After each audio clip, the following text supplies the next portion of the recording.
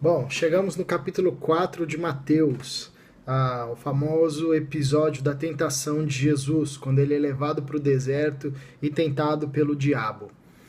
Interessante, a gente tem que ler esse texto a partir do final do capítulo 3, quando termina com o batismo de Jesus e a fala de Deus, que diz: Este é o meu filho amado, em quem minha alma tem alegria.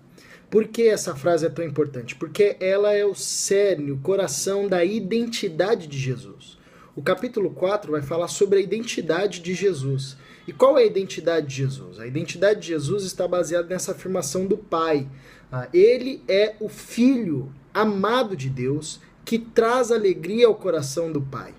Por que isso é importante? Porque se você observar bem as tentações de Satanás, e é uma coisa interessante aqui, porque Satanás conversa com Jesus rebatendo e citando a Bíblia, né? Isso é uma coisa curiosa, né? Todas as tentações, ele está citando trechos da Bíblia fora do contexto, né? Então, a primeira tentação, quando ele diz, você pode transformar pedras em pães. O que o diabo está tentando ou jogando ou sugerindo para Jesus? Está falando, não dependa do Pai. Você pode fazer pela sua própria força.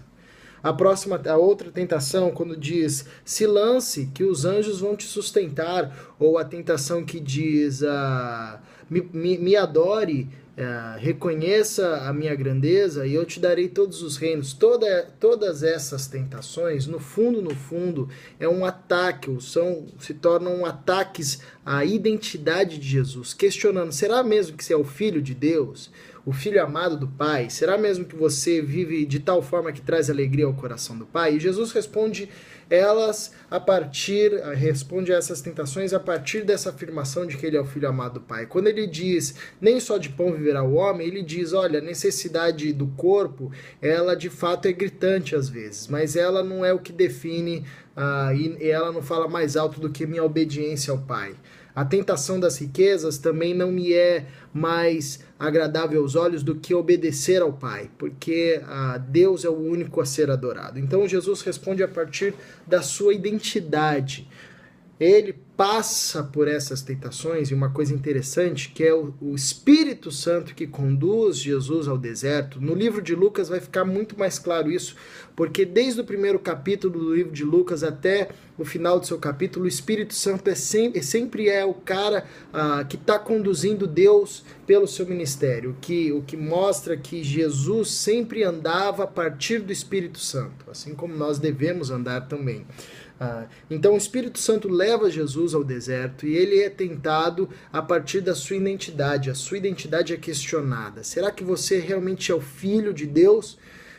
E ele, por ter isso tão claro no seu coração, e saber que ele era o filho amado do Pai e que trazia alegria ao coração do Pai, ele consegue perseverar diante das tentações, mesmo num estado extremo, depois de 40 dias de jejum.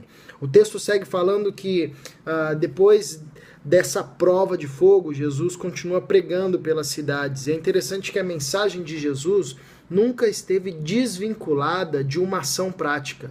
Ele ensinava e dizia a respeito das boas novas, mas ele também curava, ele também transformava as realidades à sua volta, o que nos revela que a mensagem do Evangelho não traz tão somente uma transformação da alma e a possibilidade do arrependimento, mas o anúncio do reino de Deus, porque essa é a mensagem de Jesus, arrependam-se porque o reino de Deus chegou, a mesma mensagem que João pregava.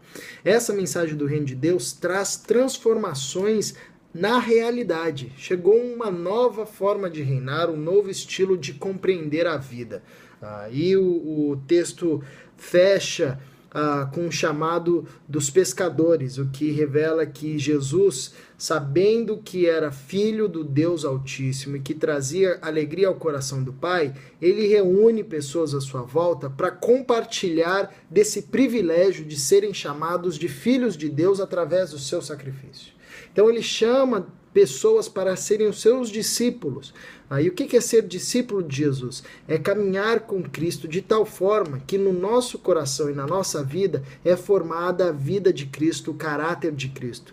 Então a identidade de Jesus era a consciência de que ele era o filho amado do Pai. E a identidade do discípulo é a consciência, deve ter na consciência de que ele foi chamado para ser a semelhança de Jesus. Então, quando nós temos essas verdades firmadas no nosso coração, a nossa identidade como cristão é constituída. E quando a nossa identidade como cristão é constituída, nós conseguimos, pela força do Espírito Santo e pela convicção de que somos filhos de Deus e chamados para viver a semelhança de Jesus, a partir dessa verdade, nós conseguimos resistir às tentações. Porque toda tentação, todo indício e possibilidade do pecado, na verdade, é uma afronta à identidade que Deus quer formar em nós. E Deus quer formar em nós a identidade de Jesus Cristo de Nazaré.